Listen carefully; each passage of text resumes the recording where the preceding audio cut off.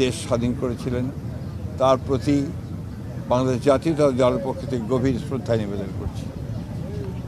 এই স্বাধীনতা যুদ্ধে যারা শহীদ হয়েছেন তাদের প্রতি আমাদের গভীর শ্রদ্ধা নিবেদন করছি এবং একই সঙ্গে বাংলাদেশের মানুষ, অগণিত মানুষ যারা শহীদ হয়েছিলেন, কষ্ট ভোগ করেছেন, আহত হয়েছেন, পঙ্গু হয়েছেন, তাদের প্রতি আমাদের শ্রদ্ধা জানাচ্ছি বাংলাদেশ জাতীয়তাবাদী দলের পক্ষ থেকে।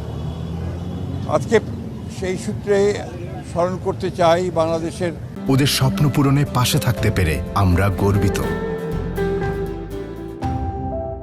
প্রথম নারী মুক্তিযোদ্ধা দেশনেত্রী বেগম খালেদা জিয়াকে, যিনি সেই যুদ্ধ থেকে শুরু করে তার জীবনের শেষ দিন পর্যন্ত এই দেশের মানুষের জন্য, স্বাধীনতার জন্য, গণতন্ত্রের জন্য সংগ্রাম করেছেন, লড়াই করেছেন।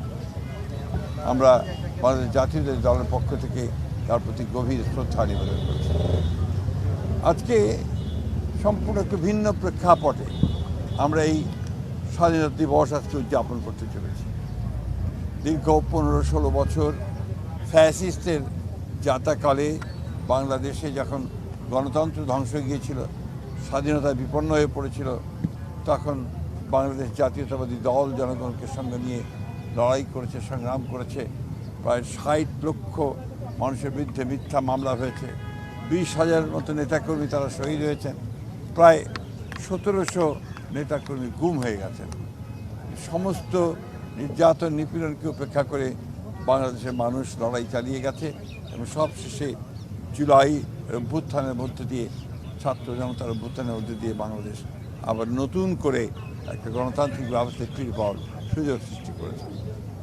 আজকে আমাদের নেতা জনাব তারেক রহমান, যিনি দীর্ঘ 15 বছর ধরে নির্বাসিত থেকে আমাদেরকে নেতৃত্ব দিয়েছেন এবং এখন এই নির্বাচন থেকে শুরু করে অর্থাৎ পূর্বে পর্যন্ত এবং আজকে নির্বাচনের পরে সরকার গঠন করার পরে যিনি তার সম্পূর্ণ নতুন চিন্তা ভাবনা নিয়ে দেশকে গড়ে তুলবার কাজে লিপ্ত হয়েছেন, গড়ে তুলেছেন, মানুষকে সংগঠিত করছেন এবং মাত্র 1 মাসের মধ্যেই তিনি তার নেতৃত্বে বাংলাদেশ অনেক দূরে এগিয়ে গেছে।